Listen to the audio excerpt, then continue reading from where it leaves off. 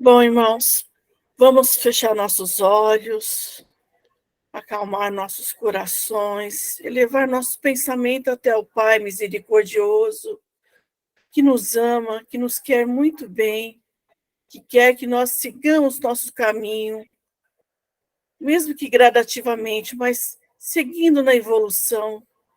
Vamos agradecer ao Pai querido por mais um dia de labuta, mais um dia de aprendizado. Agradecer a todos aos que estão ao nosso redor, nossos familiares, amigos. Vamos agradecer as pessoas que nos deixam meio inseguros, porque é uma forma de nós aperfeiçoarmos nosso íntimo e crescermos também. Temos que ter desafios com os nossos semelhantes. Então, é uma forma de aprendizado também.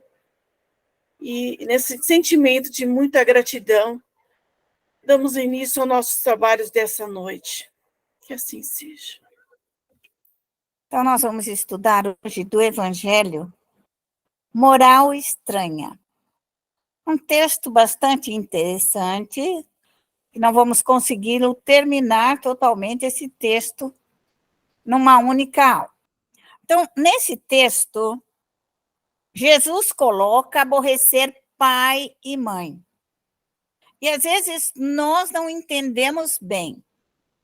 Se alguém vir a mim, quer dizer, for a ele, for ao cristianismo, for ao espiritismo, e não aborrecer seu pai e a sua mãe, o que significa isto?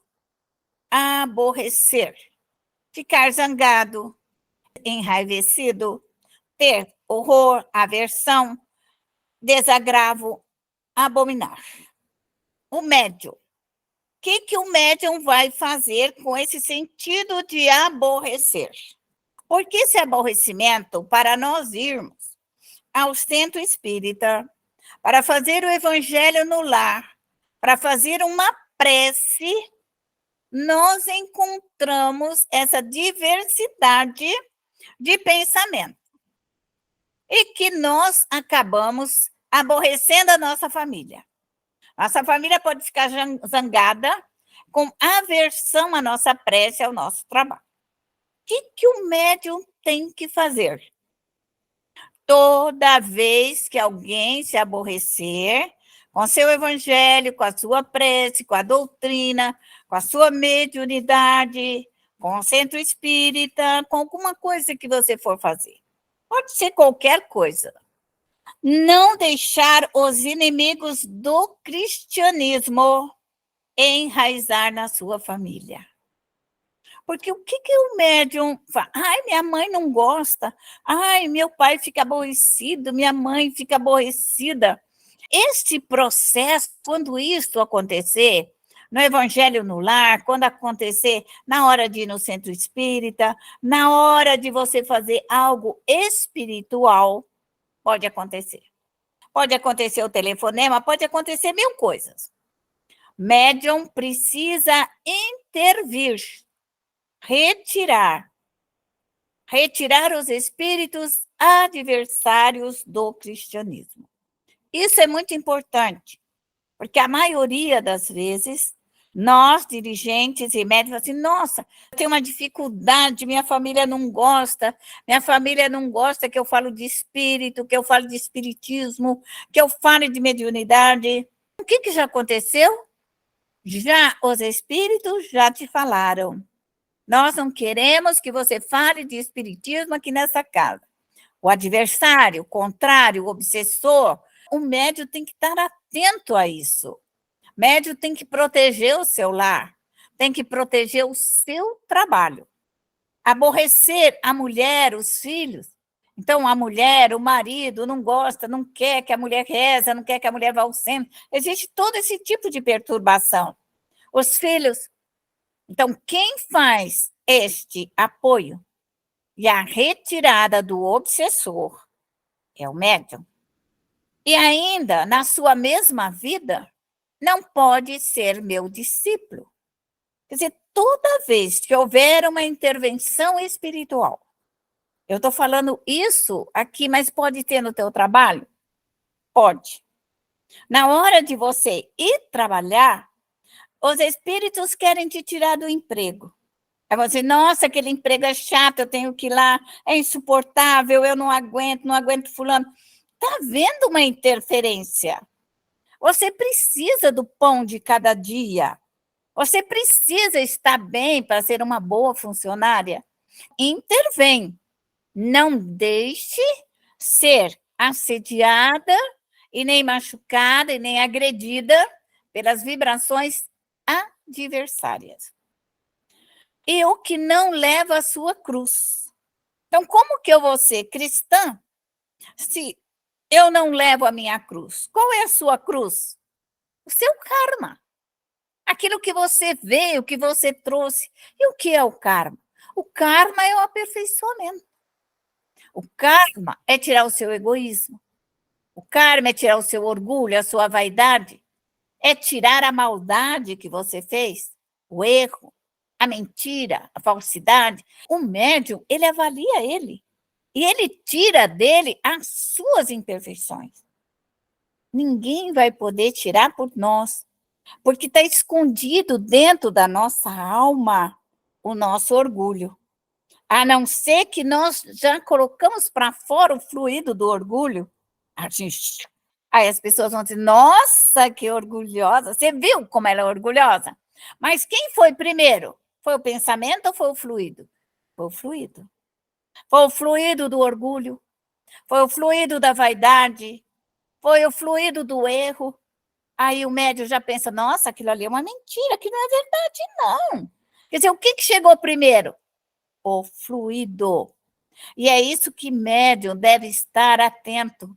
Para ser o discípulo do Cristo, você tem que estar atenta. A sua responsabilidade que é essa. Não deixar invadir seu trabalho, nem a sua casa, nem o seu lar, seus compromissos. Procurar você estar mais eficiente possível. Sua mediunidade. A mediunidade é que te dá clareza, que te dá uma visão maior, que te deixa ver. E fechar a mediunidade é algo tão comum quanto beber água. Por quê? Os espíritos maus, nossos inimigos, adversários, obsessores, fascinadores, subjugadores, o que eles vão fazer? Vão tentar impedir esse centro nosso aqui, ó. O coronário, o frontal, o laríngeo, o cardíaco também. Eles vão fechando o nosso sistema de recebimento de energias superiores. E ele sente, ele vai fazer uma prece, ele sente aquela pressão na epífise. Deve orar, desmagnetizar internamente, limpar esses chakras, como todos os outros, mas médium tem que limpar.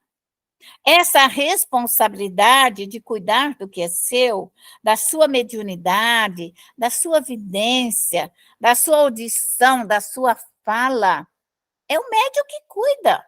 É ele, é a alma dele, é o perispírito, é ele que cuida da sua família. Todos nós, médiuns familiares, temos um grande compromisso com a família. Nossa família são centenárias. E o nosso povo vai e volta, nasce e morre. Lá vem os netinhos, lá vem os bisnetos, lá vem as filhas, lá vem as noras, e lá vem todo mundo.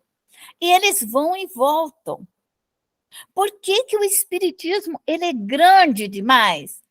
Ele é grande. Por quê? Porque ele é capaz, hoje, nós, médios, de socorrer a nossa família, levá-los para as colônias espirituais. Lá eles estudam, fazem faculdade, trabalham, crescem, elaboram, constroem e voltam. Voltam com a mente clara, voltam com entendimento maior, voltam com a inteligência, com a capacidade, o discernimento. Somos nós que damos opção. de estudar, de trabalhar, de crescer, de estudar medicina, de estudar qualquer faculdade no mundo dos espíritos. Embora nossa família tenha que trabalhar, porque nós não vamos poder pagar a faculdade para eles. Eles têm que levantar cedo e trabalhar e fazer bônus hora para pagar a sua faculdade, pagar suas casas, pagar seus livros. Como que se vai se pagar uma faculdade e uma casa com bônus horas? Ele que faça o bem. Ele que levanta cedo, ele que vai trabalhar, ele que vai socorrer, ele que vai aliviar, ele vai fazer alguma coisa. A nossa família precisa trabalhar para que ela possa desenvolver algo de melhor para ele. Qualquer pesquisa que ele for fazer, ele precisa ter condições de pagamento. Quem já leu André Luiz conhece que uma mãe queria ajudar um filho e ela teve que fazer 2.000 bônus horas para enviar uma caravana para ir tirar o filho dela lá do umbral. Veja bem, ela teve todo que trabalhar para isso. Se você quer uma casa, você tem que trabalhar. Se você quiser um piano, você tem que trabalhar. Se você quiser um livro, você tem que trabalhar. Então, essa história, ninguém vai ficar se balançando lá no mundo dos espíritos. Lá é trabalho, é crescimento. O trabalho é o aprimoramento da mente. É o desenvolvimento da inteligência. Quanto mais trabalhamos, mais crescemos. É esse o objetivo nosso. E vem meu segmento, não pode ser o meu discípulo. Quer dizer que quem não trabalha no seu karma, quem não tem responsabilidade com a sua mediunidade, nem com a sua... Como vai ser discípulo do Cristo? Se é essa a importância que Jesus nos chama como cristianismo. A responsabilidade do lar e a responsabilidade familiar. Qualquer de vós que não dá de mão a tudo que possui, o que eu tenho que dar? Eu tenho que dar o meu fluido, eu tenho que dar o meu entendimento, eu tenho que dar o meu ectoplasma, eu tenho que trabalhar. Nada vem de graça, tudo é trabalho. Dar certo são vibrações salutares. Para mim fazer que dê certo o meu trabalho, para minha família, eu preciso usar vibrações salutares. O que vai dar errado? A preguiça, a ociosidade, porque vai ficar aquele fluido maléfico na nossa família, improdutivo, inerte, passado, desequilibrado, doente, infeliz, e o médium nada vai fazer com aquilo. Vai ficar andando de canto em canto, chorando pitanga, como se a vida dele, Deus deu uma desgraça muito grande. Só que cada uma de nós tem o seu karma à medida em que ele pode solucionar. Ninguém carrega o karma do outro. O que nós, espírita, precisamos entender doravante. Nós não carregamos o karma de ninguém. Somente o dono. Quem que ajuda os filhos a crescer? Pai e mãe. Pai e mãe. Então, nós temos um filho, o filho vem e nós temos que arrancar esse karma e ensinar ele que o karma futuro dele está na mão dele. Para ele ser uma criança calma, tranquila, serena, reduzir os obsessores, os cobradores, ou desequilibra a doença da criança, o pai e a mãe têm que trabalhar.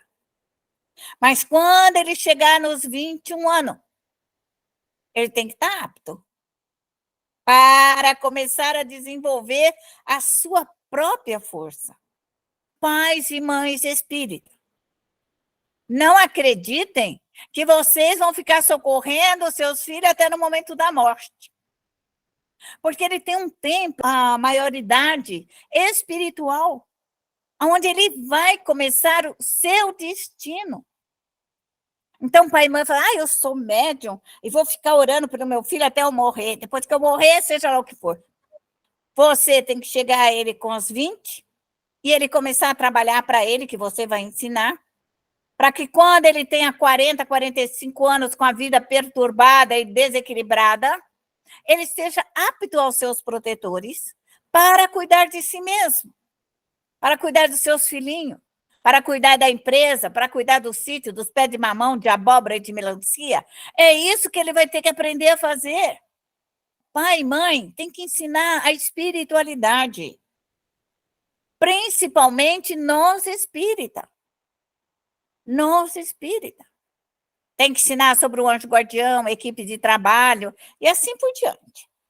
Dar é o mesmo que oferecer. O que eu, médium, vou dar? Vou fazer uma troca de fluido? Vou fazer uma transferência?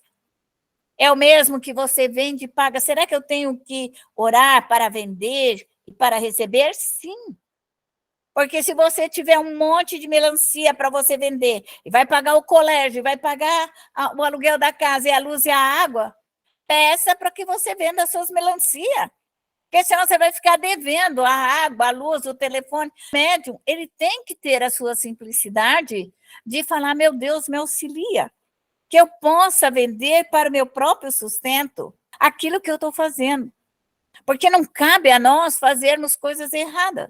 Porque tudo que fizermos de errado, nós vamos ter que acertar na outra vida.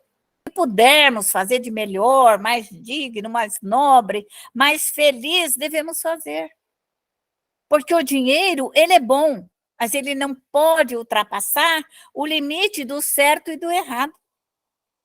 A fortuna é um meio de progresso. Se nós temos dinheiro, ele é um progresso. Ele tem que fazer funcionar como a lei do progresso. Porque quando nós não temos o dinheiro, nós temos uma prova. Mas nós temos o trabalho, a dignidade e a honra. E é isso que vai valer. Nós teremos a recompensa. Nós vamos gerar bens, riqueza, bem-estar. Nós vamos promover, nós vamos comunicar.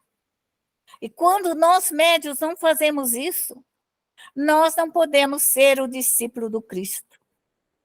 Para ser discípulo do Cristo, tem que trabalhar. Tem que trabalhar. Essa é a lei do trabalho, a lei da produção, a lei de sociedade, a lei do amor, da verdade, da justiça, da fé. O médium cristão, que somos nós espíritas, deve oferecer emanações de valores morais. Nós não podemos, porque nós que recebemos os espíritos, quando eles vêm a nós, eles vêm, às vezes, nós sentimos aquele ódio, aquela dor no sistema nervoso central, porque o espírito gravou aquele ódio, a raiva, a revolta dele. Quando ele se aproxima de nós, médium, ele coloca aquela descarga de fluidos densos e pesados. E o que eu, médium, tenho que oferecer? Tenho que oferecer emanações de valores morais. Para que quando nós morrermos, nós chegarmos depois de morto e for conversar com alguém, nós tenhamos valores morais.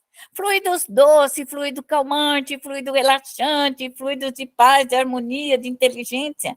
Se nós aprendemos que os espíritos maus trazem um fluido denso, eu preciso fazer diferente comigo. Porque no momento em que eu morrer, eu tenho que fazer outra coisa. O que eu, médium, vou fazer? Vou transferir fluidos curadores. Fluidos luminosos. E essa recompensa vai vir até nós, a família com os guardiões. À medida que eu vou limpando a minha casa, harmonizando, colocando bons fluidos, rogando e suplicando, os espíritos virão. Os guardiões da família, anjo da guarda, espíritos protetores, eles virão. O que eu vou gerar como médium? O fluido do progresso. Progresso. Médium tem que pedir que tudo progrida, que tudo cresça. Desde a sua samambaia, a sua horta, seu pé de batatinha, seu pé de bananeira, seu jardim, seu trabalho. Tudo o que você estiver fazendo, dê produtividade. Até o pão que você está fazendo, abençoa para ele crescer. o bolo para ficar saudável. Você tem que aprender a orar para colocar um fluido de crescimento, de aprimoramento, de beleza. Se for pintar a casa, abençoe o seu pintor. Multiplique a sua tinta. Faça ela render, ficar bonita, feliz. Então, o médium tem que trabalhar no cotidiano, na pintura, na reforma, no pedreiro, no telhado. Enfim, a sua casa faz parte da sua vida. Você não pode largar a sua casa, porque o pedreiro que vem ali, você não sabe quem que é ele. Ele pode trazer um outro fluido que não seja tão benéfico, e você vai ter que colocar um fluido benéfico. Tirar o fluido danoso e colocar um fluido de bem-estar. O médium é 24 horas abençoando, fazendo fluir toda essa energia junto de nós. Isso é muito importante. É de amor e caridade. Amor, nós vamos buscar ao Criador. Nunca esqueça, nós ainda somos extremamente imperfeitos. Nós não temos esse amor gigantesco. Mas você pode ir em Deus e rogar e pedir o amor de Deus, o amor de Jesus, dos Espíritos, que vem essas partículas, porque às vezes nós não temos essa quantidade amorosa para modificar, mas os espíritos superiores o têm. Pedir, rogai. Quando se fala de caridade espírita, é o socorro dado aos mortos. Caridade espírita é o socorro dados aos mortos. Você pode fazer caridade, você pode dar pão, roupa e agasalho. É uma obrigação, é um dever. Ajude, ampare o que você puder, obras assistenciais, o que você precisar fazer, que a tua alma sentir, você vai e faça. Mas lembra, é um dever. É um dever proporcionar o alimento, o pão e o agasalho ao teu irmão. E a responsabilidade de caridade de assistir, essa é a doutrina espírita.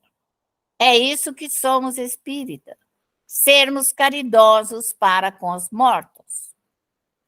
Promove o crescimento moral e espiritual. Nós devemos ensinar, comunicar o cristianismo e as suas leis eternas. O cristianismo só pode ser entendido a hora que nós começarmos a trabalhar com a certeza no porvir. Porque a maioria dos espíritas tem medo do morto. Fala assim, nossa, eu pulo pela janela, saio correndo, o morto não pode vir aqui. Se o morto chegar, vai acontecer isso. Eu não vou no velório, eu não vou no cemitério. E aquele faniquito todo. Bom, espírita tem medo de morto. Por que espírita tem medo de morto? Porque ele ainda não vivenciou a manifestação dos espíritos. Porque quando nós incorporamos um espírito e que ele vira para você e fala assim, eu não estou morto. Você fala, meu Deus, o espírito morre e sabe que não morreu. Ele não tem essa impressão porque ele tem um corpo espiritual idêntico, igual. Ele pensa, ele fala, ele age, ele acha que ele está vivo. Ele só percebe que ele não está vivo quando você o desperta e ele vê que o mundo espiritual existe. E aí você, médium, aprende com ele que o mundo espiritual existe. Aí você vê a avó, a mãe, o tio, o bisavô, a família inteira vem ali. Aí você tem certeza do cristianismo. Porque Jesus disse, meu reino não é deste mundo. Aonde que está o reino dos Cristo? Está no reino dos mortos. Está no reino dos invisíveis. Eu quero ser cristão e não aceito os mortos. Olha a incoerência do cristianismo. Se Jesus fala para os mortos, se Jesus voltou e ficou 40 dias andando com o corpo espiritual, conversando com...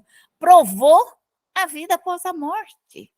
Espírita tem que aprender que a vida continua. E se nós morrermos, nós vamos continuar aquilo que somos. desta mesma forma, desta mesma maneira que aqui estamos agora. A mediunidade é a redenção da alma.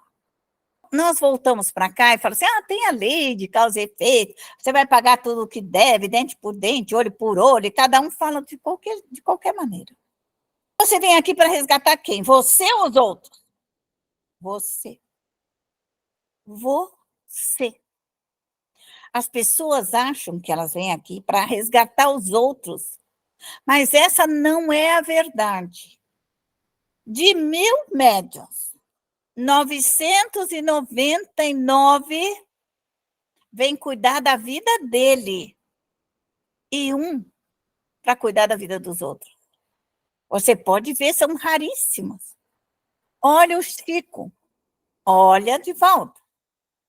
Tem mais alguns outros, mas o Brasil tem 220 milhões de habitantes. E você pode ver os expoentes católicos, evangélicos, místicos, esotéricos, que estão nessa posição. São raríssimos os que conseguem, que vêm com essa missão grandiosa de socorro maior. O restante somos todos familiares, todos médiuns familiares. E é essa a importância do nosso crescimento com a mediunidade familiar. Jesus fala, esse é o caminho. E quem não seguir esse caminho da mediunidade, de ensinamento, não é para ensinar para os outros, porque o espírita tem que perder essa mania de querer ensinar para o outro. Porque nós vemos lá do catolicismo, vemos de várias religiões, onde o pastor fica lá na frente falando, mas nós somos espírita. Uma reunião espírita, 6, 8 pessoas, está ótimo. Não precisa mais do que isso. É o mínimo de gente, porque precisa de concentração, precisa de amor, de fluido, de respeito, de carinho. A doutrina espírita é o mínimo de gente. E nós não falamos para uma quantidade muito grande. Nós falamos para um grupo pequeno, familiar, amigo e benfeitor. O espírita tem que sair do projeto de igreja. Espiritismo não é igreja. Espiritismo é uma reunião de filosofia, de filósofos, de pesquisadores, daqueles que buscam o conhecimento da vida após a morte. E para isso nós precisamos de calma e de tranquilidade para estudar. Aquele que diz que me ama, mãe, pai, filho, filha, mais do que seus deveres espirituais como família. Eu amo Jesus. Os meus deveres para com Cristo, meu dever de aprendizado, meu dever de reforma íntima minha. Porque se eu quiser ajudar minha mãe, ajudar meu pai, ajudar meu filho, eu tenho que fazer a reforma em mim. É esse o entendimento. Nós pensamos, não, eu vou ajudar meu pai, eu vou ajudar minha mãe. Mas se você não se reformar, se você não tiver a sua equipe de trabalho, como que você vai ajudar? Quando Jesus fala que você tem que amar mais ele, mais o Cristo, dizer, aprenda primeiro comigo. Eu sou o caminho, a verdade. Eu sou o caminho, a verdade e a justiça. Aprenda com Cristo. Pegar toda essa junção de palavras do cristianismo e colocá-la como essência é o que nos prepara como médiuns. A sublimidade da sua doutrina nada sofre com isso. Porque se o médium se prepara, ele ajuda a família. Agora, o médium que fala, eu não posso ir no centro, eu não posso fazer isso porque eu tenho que cuidar da minha mãe, não ajuda nem a mãe e não ajuda nem a si. Não ajuda nem os filhos e não ajuda ninguém. Porque é um médium nervoso, irritado, bravo, foniquiteiro, não tem paciência, tem foniquito. Por quê? Porque ele não sabe tirar o nervoso, o foniquito, a raiva dele para poder trabalhar. Por isso, primeiro Cristo. Muda-te, modifica, te transforma. e começa a elaborar o seu programa de trabalho. Nós vamos encontrar nas traduções muitas alterações nas traduções, porque Jesus falava uma língua, foi escrita, Jesus falava aramaico, foi escrita em hebreu, se eu não me engano, daí foi passando de traduções e traduções. Os copistas só sabiam copiar, eles às vezes não tinham grande conhecimento. Se copiava uma palavra errada, o outro copiava errada e aí por diante iam trocando as palavras. Então, aquele que copia nem sempre tem um entendimento da realidade. Da maneira das escritas antigas, tradução antiga, o que significava naquela época? É necessário acrescentar os costumes, a influência das linguagens. Observação também se aplica às Santas Escrituras, porque as Escrituras, a Bíblia também, ela também passou por traduções e modificações de acordo com o dono que queria a tradução. Tanto que não existe essa palavra espiritismo, porque ela tem aí quase 170 anos. A Bíblia está lá falando que não é para aceitar o espiritismo. Não tem nada a ver, naquela época não existia espiritismo. E se você quiser fazer um livro e você quiser escrever uma Bíblia como você quiser, você escreve. Todo mundo escreve do jeito que quiser. O que nós temos que entender é que quando lemos e estudamos, nós não compreendemos, pedimos para ir para uma escola espiritual, ouvir um mestre, ouvir um educador, ouvir um orientador, até que essa ideia melhor venha até nós. Certo? Então, buscai e achareis. Isso é muito importante.